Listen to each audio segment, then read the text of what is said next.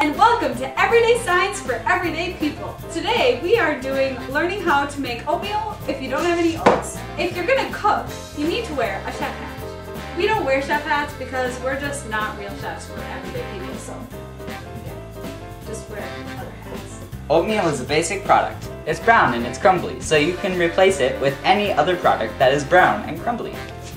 And it also has to be little because otherwise the water doesn't soak up and turn it into the thick oatmeal. So, putting these aside, we aren't making oatmeal with oatmeal today. Some of the products you can use to make oatmeal would be croutons, bread, Doritos.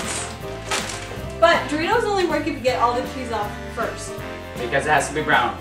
Yeah. And crumbly. Crackers. Or any other cracker really, as long as it's brown. And cheddar cheese, white cheddar cheese, rice cakes. Since it's white. Has to be a white cheddar because those are actually brown. And cinnamon ones work too. Sorry. Today we aren't going to use all of these. We're going to just make it with rice cakes today because we don't have enough time. And we're going to make it with bread too. So we'll set aside all of these other ingredients. Now, next up is utensils. For utensils, you may want one of these thingies. A cup thingy. Lots of measuring thingies. And some thingies to hold water.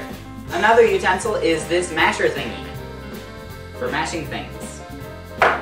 Alright, first thing you need to do is to get out your masher thingy. Then, you take what you're using to cook.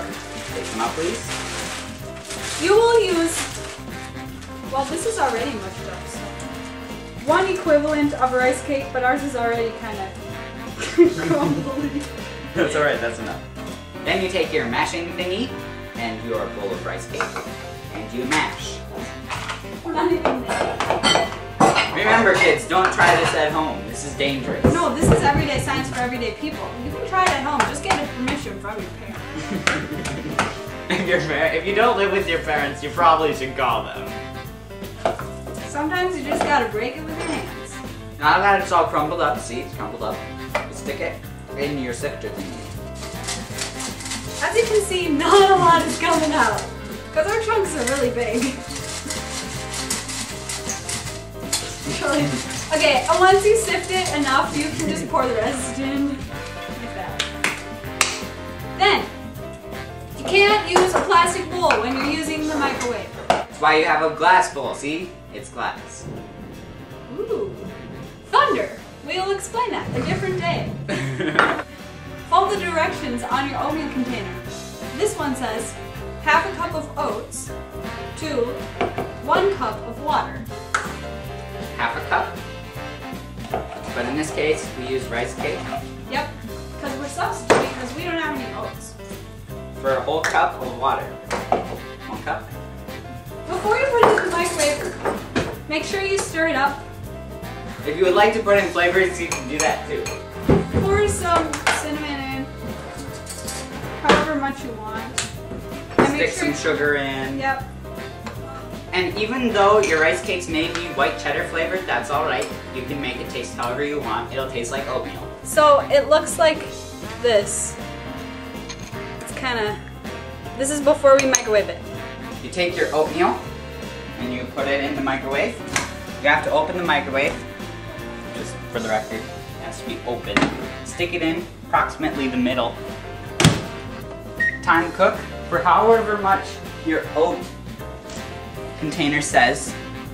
When you make the bread portion, the bread variation of your oatmeal, you need to use 2 pieces of bread. That makes approximately... Actually, 1 piece. It makes no, 2. 2 pieces. Because I think that would be about how much it is. See, look, it fits in a half cup. That's enough. Okay. Now you take No. You just kind of tear it a bunch of times. And use your masher thingy. No, you don't, not on bread. See, you just like tear it up. No fun. So we already established that you need half a cup of bread. It looks like this. So pour it into the... There. Alright, then you put the water in. And remember, add your flavorings. You do want a lot of brown sugar because that tastes good. Then, stir it up. This is what it looks like before you microwave it. Alright, now our rice cake oatmeal is done. Remember, always have a firm grip on the handle. And here is our finished oatmeal. It smells good. It's still watery. Now, to put our bread oatmeal into the microwave. Approximately the middle, with a firm grip. The rice cake. Oatmeal. Smells kind of like cheddar because we used white cheddar rice cakes. But I must assure you, it is not cheddar flavored. If you taste it, it tastes like real oatmeal. And we already tasted off the camera. Yeah, we're not going to demonstrate tasting it right now. And it kind of is mushy like real oatmeal, but more watery than real oatmeal. I think we're not supposed to put in that much water. And if you have too much, if it's not too soupy, the opposite, too soupy, too clumpy, just put it through the sifter again and it'll be fine. If you don't have oatmeal, but you do have rice cakes, even though who has rice cakes, you can make oatmeal. And now our other one is ready. This is the bread oatmeal. It looks really good. And this is the This is probably the best you can get, the oatmeal. It's really good. This is like the best kind. Yeah, the oats are just a cop-out. Originally, they did use bread and rice cakes to make oatmeal, but then they created oats. And then it became oatmeal. Before it was called bread meal and rice meal. But now it's just oatmeal because they use oats. This has been Everyday Science for Everyday People. In this episode, you learned how to make oatmeal. It's not recommended to eat unless you want to get back at someone for something they did wrong. Because I'm pretty sure it doesn't taste very good. It's not good for you either. But it still is oatmeal. It's good for you. It's got bread in it. And rice cakes. And water. Water's good for you. And cinnamon. And all of the ingredients are very good for you. Therefore, this oatmeal is very good for you. This has been Everyday Science for Everyday People.